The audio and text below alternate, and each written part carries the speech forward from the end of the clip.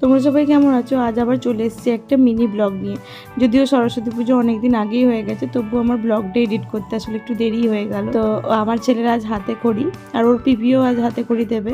তো ওই জন্য ওর পিপিদের বাড়িতে আজকে হাতে খড়ি নেওয়াতে এসেছি।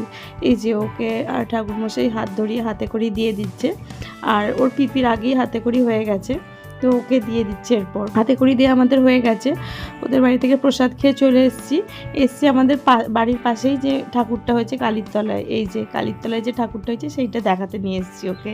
এখন বাজে প্রায় ওই 1টা মতন। এখন আমরা যাচ্ছি ছেলের স্কুলে, ওদের স্কুলের ঠাকুরটাও দেখাবে, প্লাস আজকেই ওদের সরস্বতী পুজোর খাওয়া দাওয়া, তো ওই জন্য যাচ্ছি। আর বাচ্চাদের স্কুল মানে বাচ্চাদের সাথে একজন করে গার্জেনেরও নেমন্তন্ন থাকে।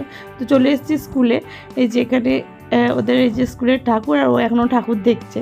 তো ঠাকুর দেখে চলে এসেছি যেখানে খাওয়া দাওয়া হচ্ছে সেখানে। আর এই যে আমার ছেলে বসেছে আমার পাশে। তো মেনুতেই ফার্স্ট পড়ে গেছে খিচুড়ি। তো